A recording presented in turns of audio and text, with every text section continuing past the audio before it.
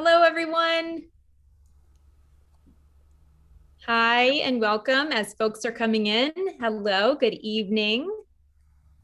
Make sure people can connect to audio. And let's get started. Hello and welcome. I'm Beth Helfrich, Events Manager at Main Street Books. And on behalf of our staff and the Charlotte Mecklenburg Library Foundation, welcome. A few housekeeping tips before we get started. First, please feel free to keep your video on if you would like, but do remember to stay muted. If you have any questions, you can drop them in the chat and we will be sure to get to them toward the end of the program. Let's get started. So last week, a teacher was in the bookstore and she was looking for her next read. She said to me, I love a book that is about the land and its people, one that really takes you into the natural world, but also has rich characters and a really good story. And I put two books into her hands, The Girls in the Stilt House and Damnation Spring. I've realized over the last few years that this is my favorite kind of book too, one so rooted in a place that reading becomes almost a sensory experience of that place where you can feel and smell the air. One whose writing is so deft and intentional that the only gap is a space for the reader to settle in.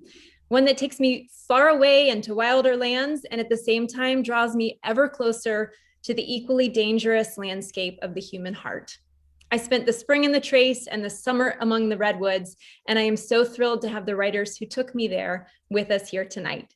First, I welcome our conversation partner, a self-described sentence-level writer whose debut novel received a starred review from Publishers Weekly, was highlighted by POPSUGAR, Library Journal, and Deep South magazine as a must-read, is a SIBA bestseller, and has been longlisted for the Crook's Corner Book Prize Foundation for Best Debut Novel Set in the American South.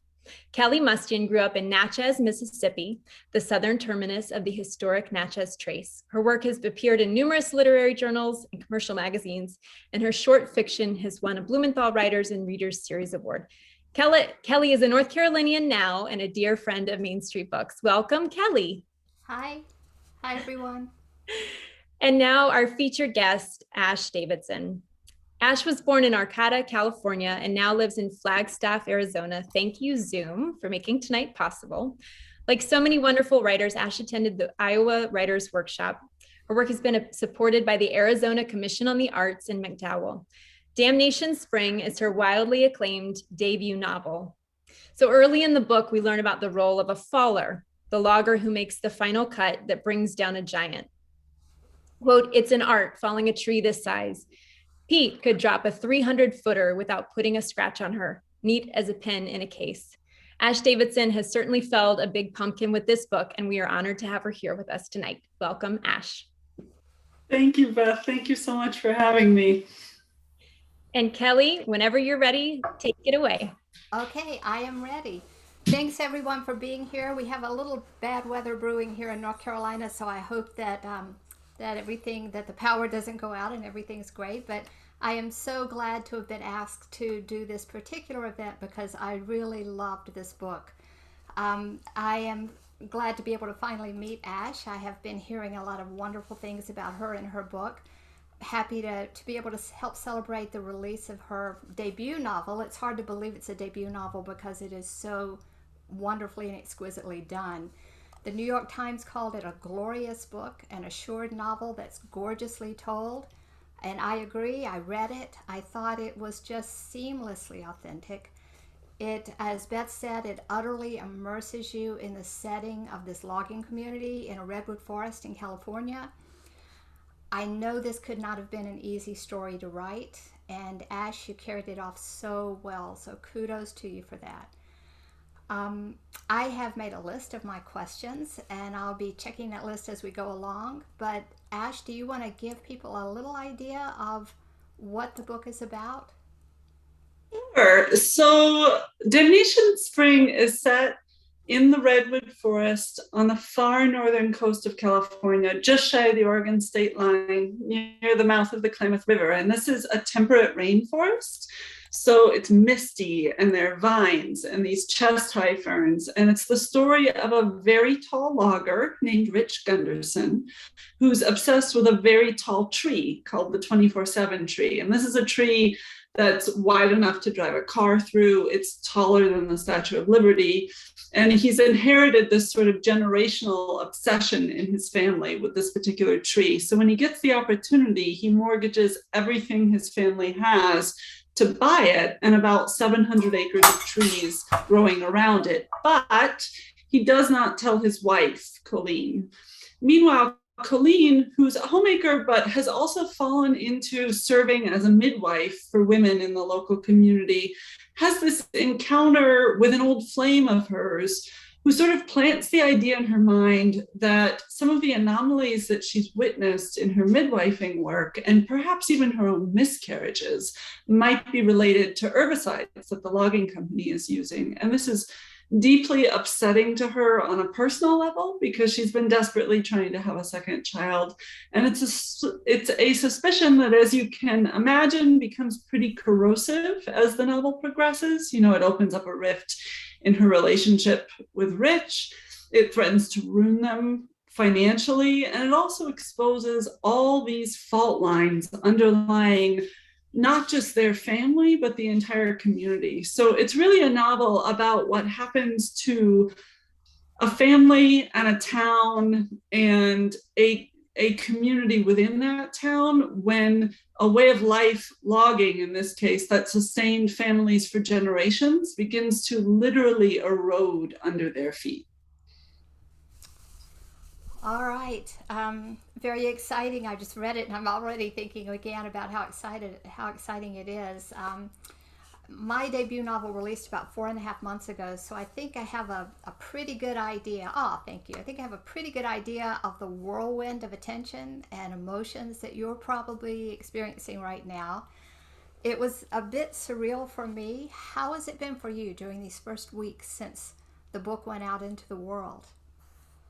I sort of have this moment every morning where I pinch myself to make sure that it's still real, because in some regard it's kind of a dissociative experience. Like even now I feel like I'm not really sitting here talking to you. I'm sitting in the corner watching myself talk to you. I think because I'm an introvert and writing is, at least for me, like a deeply solitary experience. So it's wonderful and also a little bit strange to suddenly be out in the world and able to talk to other people about characters who for 10 years, existed first on my laptop for many years, and then for the last 2 years, with my editor and publisher, and that was about it.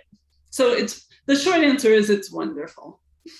I can relate to that. I am an introvert too, and it gets better. I can tell you that. It gets easier, it gets better, and people are so wonderful to you along the way. Booksellers, independent bookstores are just the heroes I have learned through my experience with a debut launch, and it actually becomes fun. So anyway, back to the book.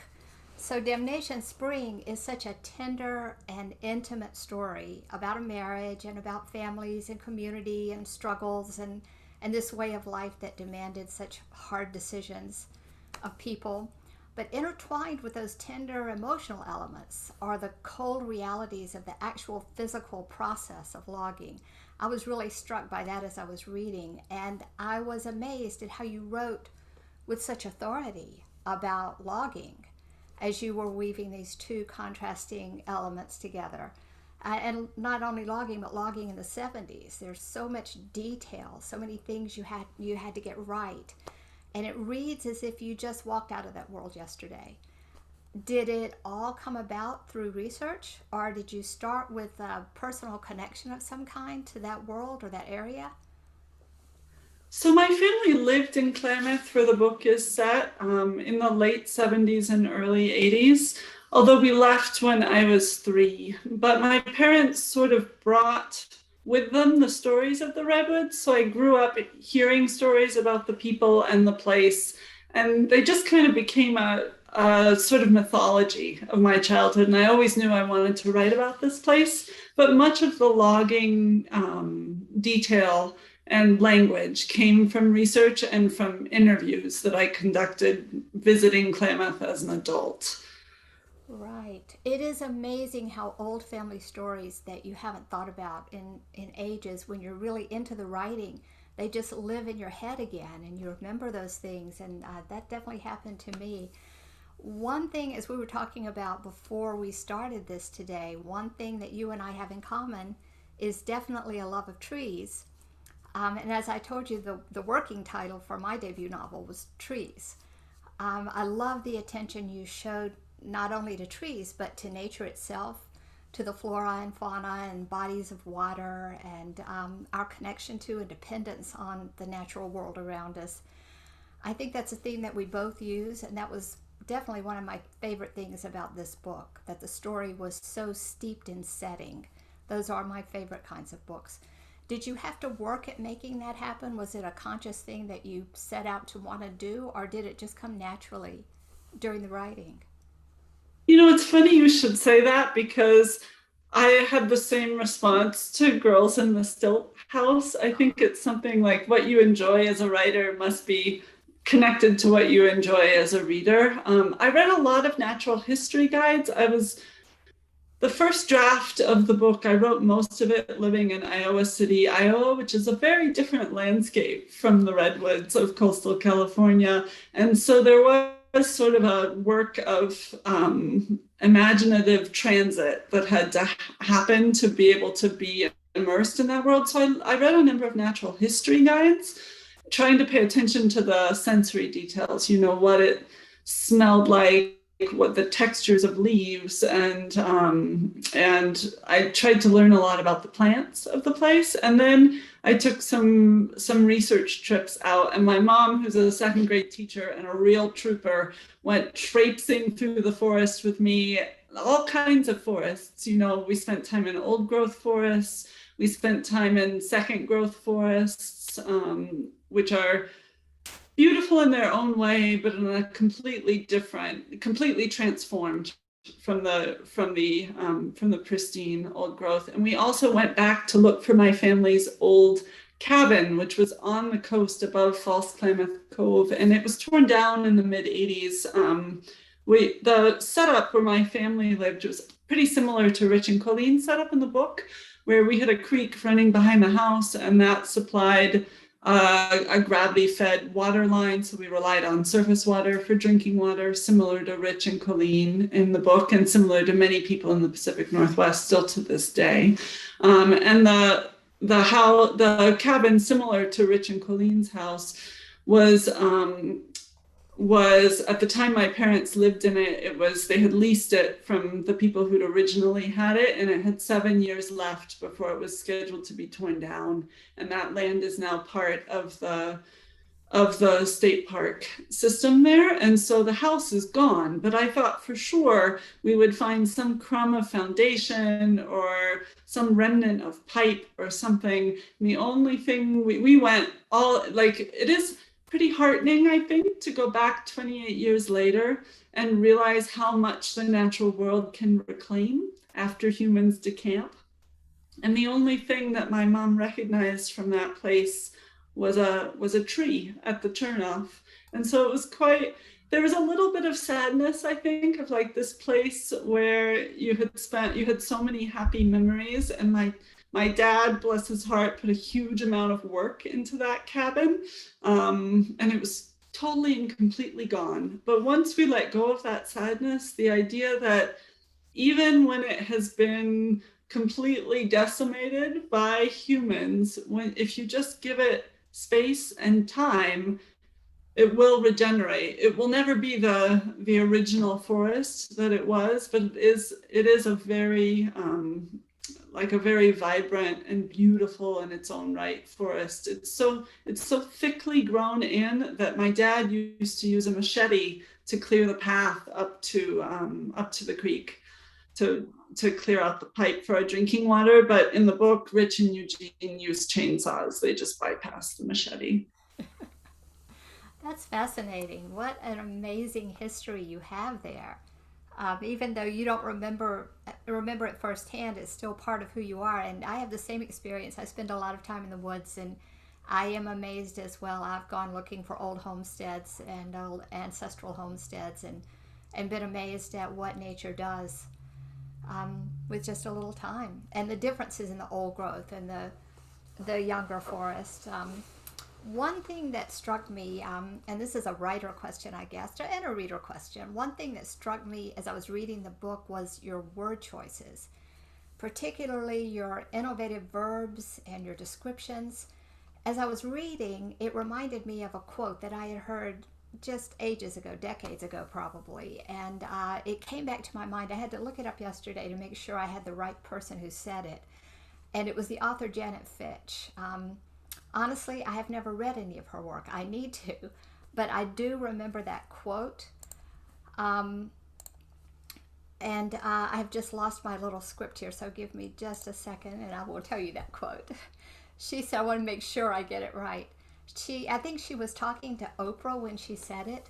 She said, a cliche is anything that you've ever heard before.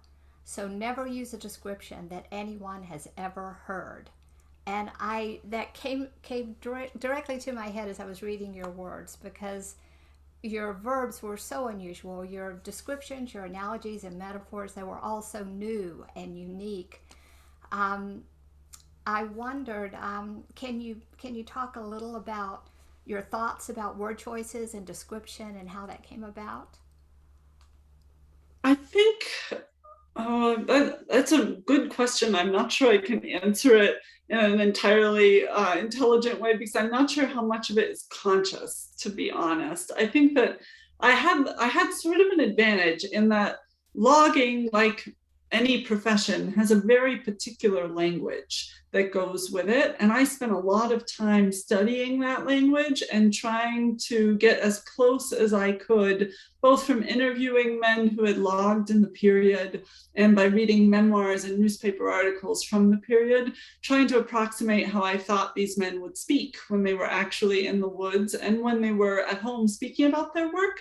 And it was really fun in a way. It was like learning another language that took quite a while. But then once I could speak it, man, I wanted to, like once you have a hammer, everything's a nail. I was so excited that I finally felt like I had a good mastery of it. And so the first few drafts of the book, I think, were written in a vernacular that if you weren't a logger were a little bit difficult to follow. And I got my agent several rounds said, you have to bring the reader along in the language and make sure you're not like shutting someone out by using this particular vocabulary and speaking a language people don't have. And I really resisted that because I thought, I finally have this is accurate to the best of my ability. And I was very attached to keeping it. And it was just alienating for someone who didn't have the language. And it took me many, many drafts to sort of relinquish that. And I finally added a young character who is sort of a novice and an apprentice in the logging crew. And he was a good stand-in for the reader, because he's new, and so he needs the terminology explained, and that ended up resolving some of the problems. So I think some of the particularities of the descriptions and the verbs perhaps come from the world it's set in. Like there aren't that many books in fiction that I know of that are set,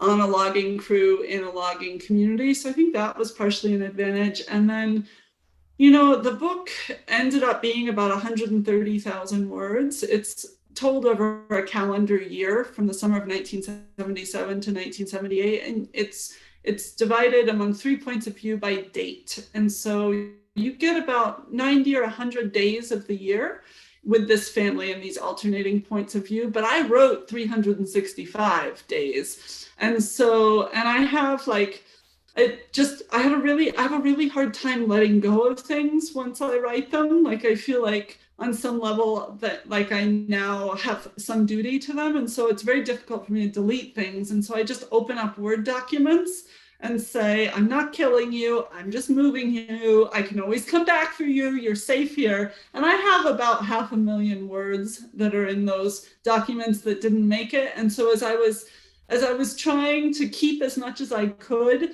and cut it down and still cut the length down to something that was manageable, I ended up cutting almost all my adjectives and adverbs, I think. So I think that might have something to do with like sort of the compressed sentence structure, because if I could keep the sentence but lose the adverb, I did it. Oh wow, that is so funny. Now that makes me want to go back and look at it again. And I heard as you were talking, you said once you have a hammer, everything's a nail. So guys, that's the kind of thing that the kind of unusual stuff that she brings to this book. It's just fascinating the way the language that she uses. Um, while we're speaking about word choices and sentences, and you did touch on this, I have to mention again the dialogue. One way you made the characters distinct, and it was masterful, it really was through their language. The way you inhabited the souls of these loggers was just striking. And it's interesting what you read, and hearing that you read memoirs and things like that to get that down. So I'll ask in particular about the coarse manner of speaking in that community. And in that time in the 70s, some of their outrageous commentary that was so true to that era and the circumstances. Was that difficult for you? Was it fun for you? Did it bother you as you were doing it, or were you just riding with it? I mean, there are characters in the book who do things that are deeply unethical and sometimes violent, and who speak about all sorts of things and all sorts of people in a way that does not reflect my values or the way that I view the world. And so in that regard, like that ugliness was not fun to portray. But outside of those moments, I think as a shy person who in most social situations, like I prefer to be somewhere where my back is to the wall and I can observe the room. And so I think there's something about writing that gives a shy, reserved person an opportunity to think about what it might be like to behave differently. So it was fun to write some of the coarser exchanges. And I think that because I was a quiet child, much like Chubb in the book, like I think that often adults would have exchanges and conversations in front of me without thinking much about my presence or how much I was absorbing. And so I had the great fortune of having a great uncle who was a car salesman, and two grandfathers who had one way of speaking with men and another way of speaking with women. And I think that even though I don't use any of those sayings or that language in my daily life, it's like there's a drawer in my brain where all of those things are filed. And so all three of them have passed on now, but it was fun to sort of bring them into my work. And I think if we had grown up together and you had been there at Thanksgiving with them, I think you would recognize a number of the coarser exchanges from real conversations that they had. So wherever they are, I owe them a real debt of providing me as a young girl a window into ways of speaking that I wouldn't have been exposed to otherwise. Exactly. That I did think several times this is how these men talked when women weren't listening. I had definitely had that thought that the guys only talk. It was pretty amazing that you did that in such a seamless and flawless way. And I think a lot of that probably is you're having taken 10 years to work on this book. What a wonderful opportunity that is. I like to write long as well, or I do typically end up writing too much and then being forced to cut all those sentences that I like the music of. Sometimes it's just that I like the musicality of that line. I get so attached to things. But there wasn't a misstep with that dialogue. It's such unusual language and an unfamiliar situation, and yet the way you did that dialogue, you never stopped, you never were taken out of the story. It just worked seamlessly, and as a writer, I was tremendously impressed with that. Um, I want to make sure I do get a question in about the ending, and I know we can't give away anything because I'll be real careful here. But I absolutely loved the ending. The ending of my book was really important to me, to get that, to hit just the right note and not hit maybe a note that some people might have preferred. I wanted to do the situation justice, and you did that so well. I thought that whole scenario, the way that your ending played out, was so moving and so right for the story. Do you start with an ending in your head? Does it come later? Do you start one way and go another way, or was this the way you knew it had to end? Thank you so much for asking that question, because I would like to ask the same question of you when I finish answering. But so I usually don't start something until I have the last scene of it, because there's something about knowing the ending before I start that sort of serves as, it's like I have a lantern or point of light that I'm walking toward, and it's much easier for me to find my way.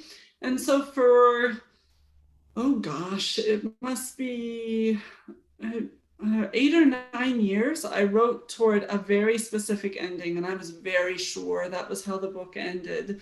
And then I got to that ending, and it no longer fit the book that I'd written, excuse me, which was really disorienting and kind of terrifying, actually, as a writer.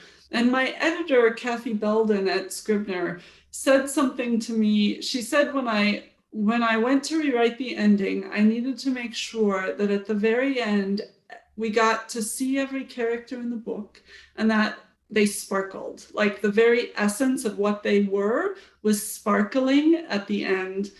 And for a lot, that I thought that was a beautiful description. I had sort of a sense of what she meant, although I probably wouldn't have been able to articulate it. And I was also completely panicked that I had no idea how to do that for my book. And so I tried, and I tried, and I tried, and I tried. And on the sixth time, very shortly before I turned the final version of the book in, I arrived at the present ending. And I think there was something in me that resisted it, because I love my characters, every single one of them. And I want them all to be well, and I want them all to be safe, even the nasty ones. And so, but when I found that ending, it's hard to describe how I knew, but it was like I was looking at a scene that had been blurry, and a camera lens clicked, just one nudge to the right, and all of a sudden everything was sharp and crisp.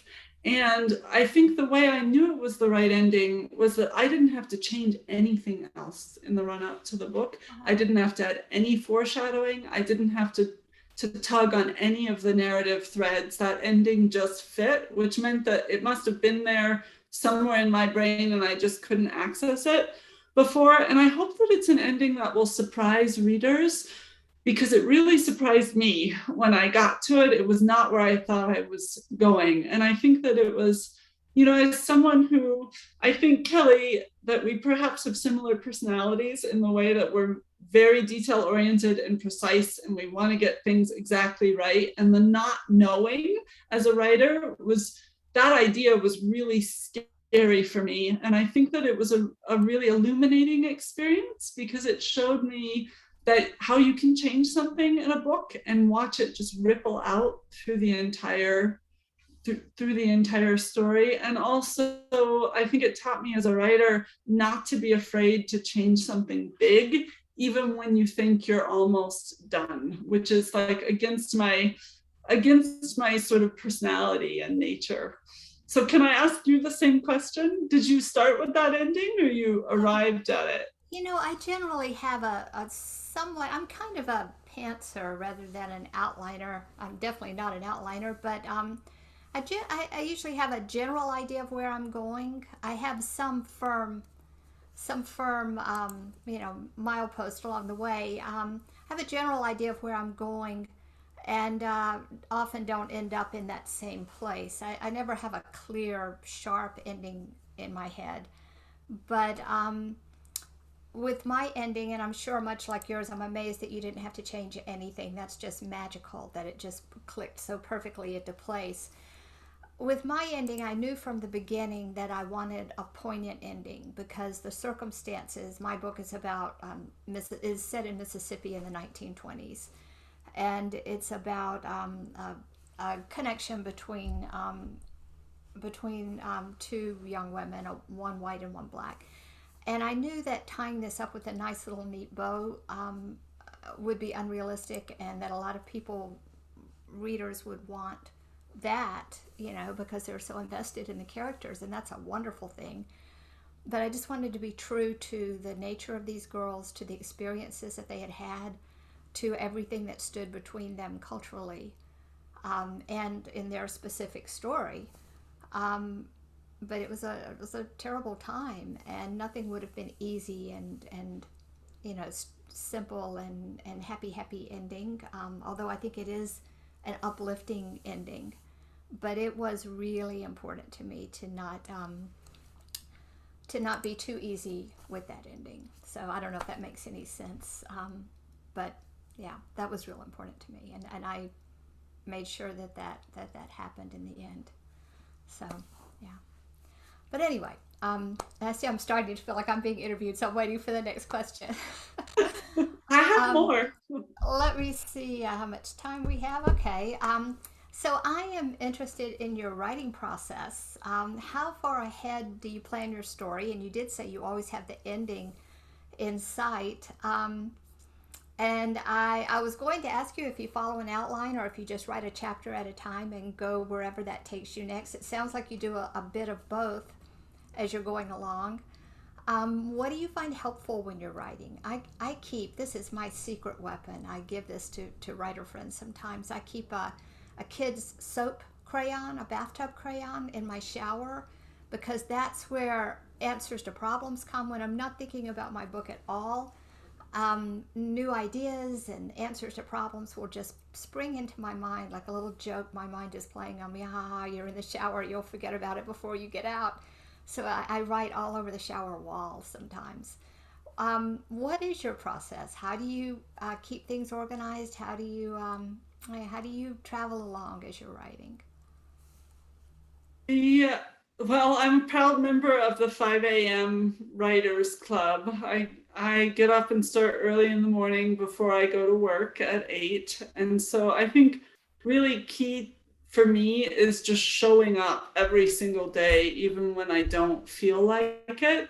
And even in the days when I just feel like everything that I've written is terrible, and sometimes it is, but just that continuity is really important to me. And I also think that like I thought, well, writing the first one, you'll learn how to do it, and the next one will be easier. And I think what I took away from the process is that like I'll never be able to teach a class in how to write a novel, but I think I could teach a really good class in the most inefficient way to write a novel, because just everything you could possibly think of not to do, like write the whole novel in one point of view in the first person, I, and then decide, no, this book should really be in the third person, he, and then spend 3 months changing the whole novel from the first person to the third person, and then start to second guess yourself and go back and put it all back in the first person, which like naively, because I'd not done that before, I thought, everywhere you see I, you just go and replace he, but that is not how that works. Like the way that a person thinks about themselves, I will do this, is completely different if you're like thinking about it in the third person and add all sorts of physical details and other observations that the person themselves wouldn't. So as I was going through that process, I had a general idea of where I was going. I did not write an outline, and one of the notes that I started this file on my computer of like things to do next time so that you don't waste 6 months going down this wrong path. And on that list of things is make an outline. Don't start until you have a complete outline. Have I made an outline for the book I'm working on now? Of course not. That's just not how it works. And so I eventually just got to the point where I had many different characters and many different narrative arcs, and I saw this picture of Andrew Sean Greer at a residency, and he had this like giant, gorgeous, it almost looked like a sheet of music, but he was plotting, he had different color lines, plotting the arcs of different through lines in his plot, or at least that's what it looked like from the photo. So I thought, oh, I should do that. And so I started with an 8.5 sheet of paper, and I just sort of gridded out like there's this through line, there's this romantic through line through the book, and what chapters does that hinge on? And then Rich has this terrible toothache that is plaguing him through much of the book and is representative of some other things that are also plaguing him. And so I charted like the life of the toothache and all of these sort of tiny threads that I didn't want to forget, because in writing a novel, it's so different from writing stories. You know, like I had a character who was pregnant for 10 or 11 months. I had a character whose eyes changed from blue to green to blue. I had someone whose car turned into a truck, turned into a different truck, you know, because over 500 pages I couldn't remember. And so I started with this 8.5 sheet of paper, and then I realized, oh, this isn't big enough, I need another one. So I taped it on again, and then I taped another one, and then I taped another one. And my mother teases me about this still, because by the time I finished mapping out the whole thing, I had a taped together series of 8.5 sheets of paper that was like as large as a full-size mattress and took up the whole floor in the room. And so that did help. It wasn't a super efficient way of going about it. At MacDowell, I had corkboard walls, which I feel like is every writer's dream. And so I wrote out every single scene on an index card and mapped it on the wall, which was great and really a heartbreak to come home where I have walls that I can't do that to. What else did I try?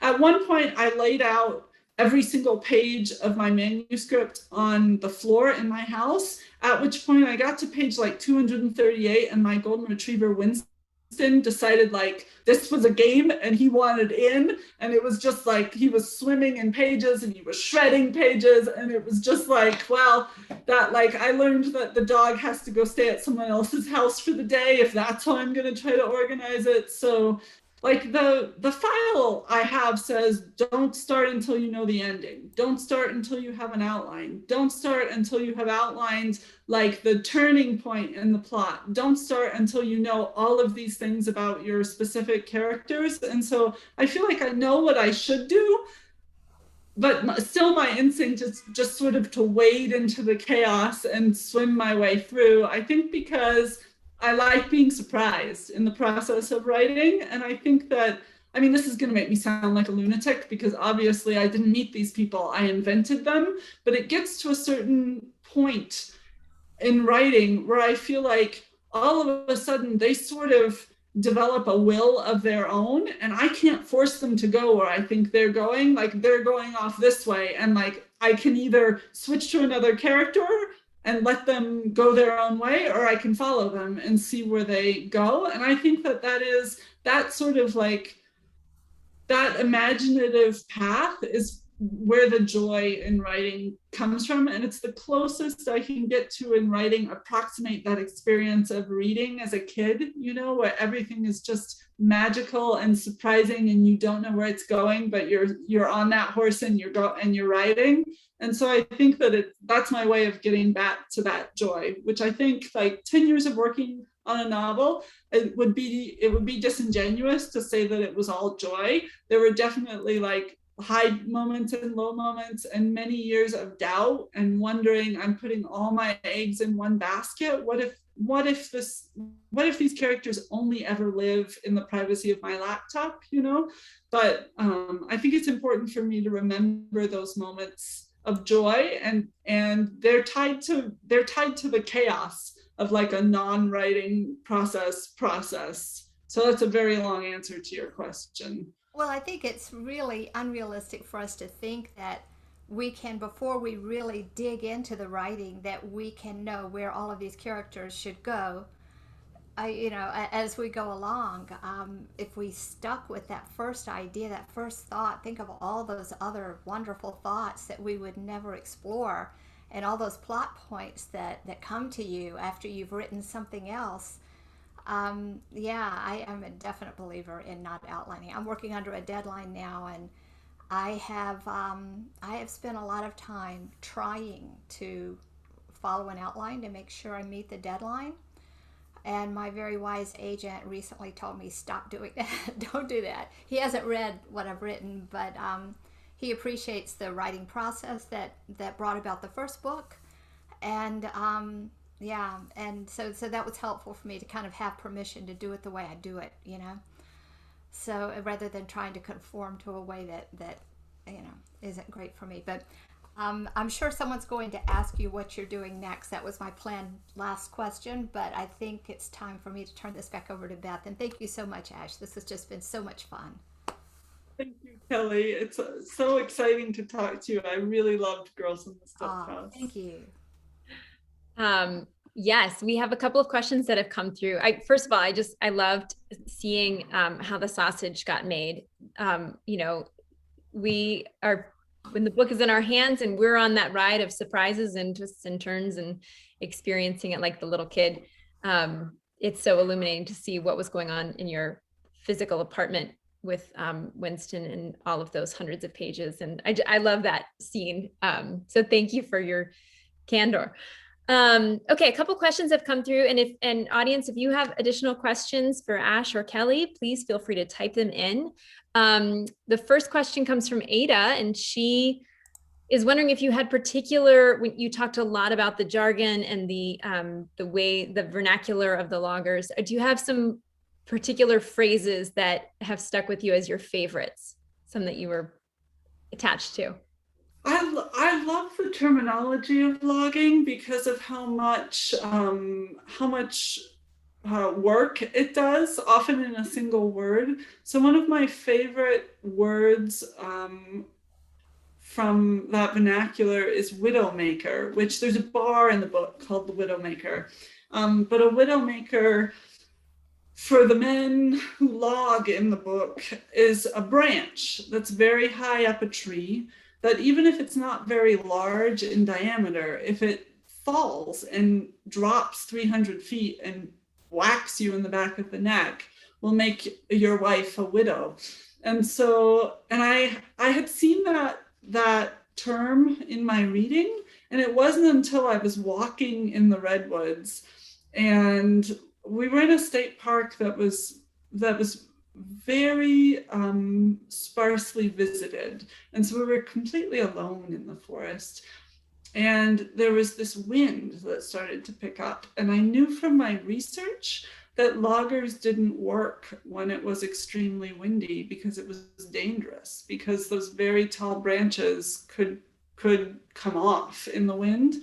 And I don't know if before my research it would have occurred to me I just sort of felt this tingle at the back of my neck, you know, because I was in the forest, I was very far from my car, and there was just a moment of like stopping and listening and looking up at the branches above you and realizing in a way like what a precarious situation you could potentially be in, especially with a tree that size. And I think it's good for humans as a species to remember how small we are in the scope of the world. And there is nothing like standing at the base of a giant old growth redwood in the middle of a windstorm to realize how insignificant your life is in the scheme of things. So I think widowmaker is probably my favorite term.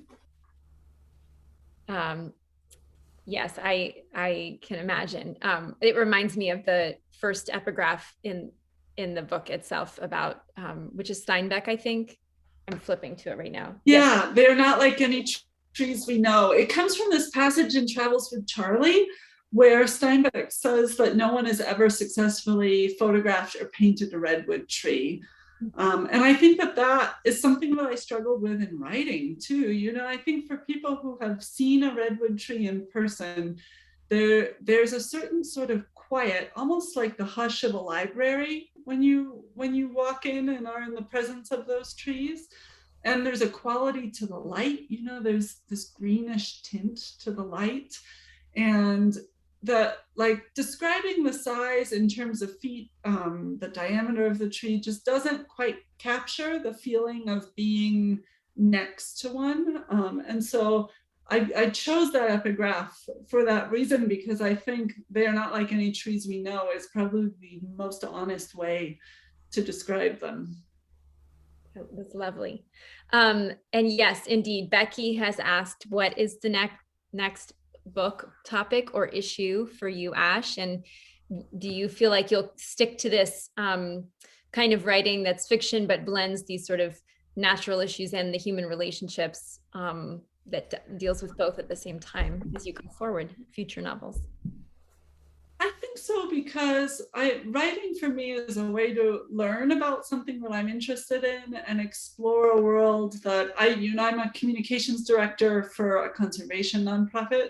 So I spend my working life, for the most part, in front of a computer screen, with occasional forays out into the wilderness and to public meetings and hearings like the one in the book. But I mainly have a desk job. And so writing is my 3 hours a day to spend logging in the redwoods or fishing on the Klamath River. And so my next book is set in the world of wildland firefighting. And I live in the Western US, where wildland fire is increasingly an issue with the changes in the climate. And I think fire is an interesting subject because there's such a human fear of fire culturally in the US. But that's not true for all communities. Many Native communities in the US have much more comfortable and practical relationships with fire. And the landscape that I live in Northern Arizona, like many Western forests, actually relies on fire to keep the forest healthy. And so I'm very interested in how something that's so vital to the health of forests, how it can turn and become this sort of force of destruction when it's suppressed. And it's a lot easier to research because there's so many people who've worked in wildland fire in the area where I live and across the West. And I also think that, like, if I look out the window of my house, I can see the scar of a wildfire that came within a mile of the house a few years ago. And just last month, my father came and slept at my house because he was under a pre-evacuation order for a fire coming south of town. And so it's something that's very present in our lives, and I think in the lives of a lot of Westerners. And I'm interested in that interface between humans and the natural world, and it will give me a great excuse to be able to grill wildland firefighters about their experience and read a ton of books about wildland fire and really sort of live and breathe it as much as I can in those 3 hours before my workday starts. I am already very excited about that book, and I imagine you are stepping into a new language already with the vernacular from the wildland firefighters. I had a question myself, which is just about the character, and I would have said Colleen, but you've been saying it a little bit differently, Colleen. She is such a lovely counterpoint to Rich and her experience.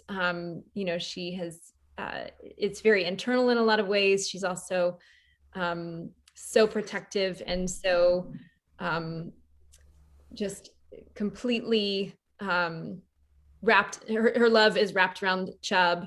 I love their relationship. I just wanted to hear you talk a little bit about her and how she kept growing as a character and kept coming to life, and whether her character was easier to write, more challenging to write. How does she fit into the novel? She was harder for me to access than Rich. I think because I started with Rich and I started with him in the first person I for several years. And so I felt like I knew him inside and out. And then it got to a point where Rich is an honorable person. He's fair, he's hardworking, he tries to do the right thing and to keep his head down and take care of, sort of sweep before his own door first. He's also very reserved and quiet. And I realized after a few years that there were things that I just couldn't get to and examine through his point of view. And there were also a lot of rooms that he just couldn't walk into in the book, literally and figuratively. He couldn't walk into the kitchens of women in the book and sit down at the kitchen table and ask them what was really on their minds and in their hearts. And he couldn't walk into Melody's bedroom when she's in labor the way that Colleen can. And so Colleen started out as a homemaker without a profession. And it was difficult for me because that's not part of my lived experience. And it was a work of imagination to think about how she would fill her days and what her days would look like, especially in a time period where we're not very far removed from the era when women couldn't get a bank loan for a house on their own. They couldn't get a credit card without their husband's signature. And Colleen has an experience in the bank where sort of her powerlessness in her own marriage economically is really deeply felt. And that's very different from the era that I've grown up in. So it was really helpful for me once I realized that her role in that community was informally to be a midwife, because it gave her character sort of a secondary purpose in life outside of caring for her family, which remains her primary focus. And I also think that I had a little bit of a hard time with her initially, I think, because I don't know what it's like from lived experience to so desperately want a baby that you will suffer through as many miscarriages and stillbirths as Colleen has experienced. But I do know what it is to want something with all your heart that you can't control. And so once I figured out what the correlate was in my own life, I could empathize with her a little more. And Colleen makes some choices in the book that are morally dubious. And I think depending on your personal views, you may have more or less sympathy for Colleen based on what she chooses to do. But I do think that she has her reasons for behaving that way. And I was also very interested in her because of the relationship that she has with her sister Enid. And Colleen has this very orderly, respectable life with a husband who's significantly her senior, but who's a very good, responsible provider. And she's built this very calm, stable domestic life. And she also cares a great deal for her younger sister, who she raised in many regards. And that younger sister, Enid, has this wild, chaotic life. She has 6 children, and the children are semi-feral, and she's a tough cookie, and she doesn't pull any punches, and she has a husband who's a bit of a hothead, loses his temper quickly, does love his family, but has his limitations, as we all do. And I thought I was particularly interested in the relationship between Colleen and Enid, because in some regards, I don't think either of them would trade what they have for what the other sister has. But there is an element of longing, I think, for both of them, for what the other has. I think especially for Colleen, this longing for another child makes her really susceptible to noticing other women who are pregnant, other women and their children. And so having this really close sisterhood with Enid, and at the same time, every child that Enid has is like a mirror image of a child that Colleen might have had if she hadn't lost a pregnancy that year. And I think that I was really drawn to the love between those sisters, because I think it is truly a mark of love to be able to maintain that closeness and that emotional loyalty to a person without sort of being consumed on some level by envy or jealousy when they have something that you so deeply desire. And so Colleen, I think her relationship with her sister is, besides her love for her son, Chubb, I think is perhaps the thing that most humanizes her in the book, and that I hope will inspire readers to care for her, even though she makes some choices that are questionable. Thank you for that answer. I have one last question and then we're going to wrap up. And this is for both of you. And this is a question we love to ask everyone, which is, what are you reading right now? And, or what is on your to be read list that you are most excited to read? And I know you're busy, so reading might be something that you're not even having time to do. So maybe it's something you, when the dust settles for you, that you'll be excited to get to. I should have thought about this before you asked. I am reading Maggie O'Farrell's debut novel, her first book, and the name of it, I just started it. Hamnet. Hamnet. What? Is it Hamnet? No. That was her last book. This is her very first book. I went back after Hamnet and read her first, and I'm just starting her first book. I can't remember the name of it.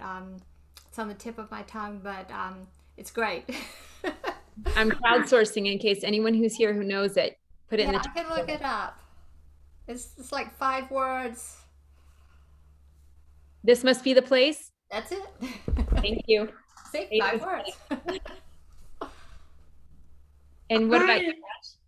I'm reading, I guess you'd call it kind of a thriller by David Heska Wandley Whedon, I think is the last name. It's called Winter Counts. It's sort of a tale of vigilante justice on the reservation in the Dakotas, and it's very different from what I normally read and write, and I'm enjoying it. And the book that I think I'm most looking forward to should be out in I don't remember if it's 2022 or 2023, but it's a book by a British writer called Amina Ahmad, and it's called The Return of Faraz Ali. And it's a beautiful novel set in Lahore, Pakistan, in the red light district, that centers around a detective investigating the murder of a child prostitute.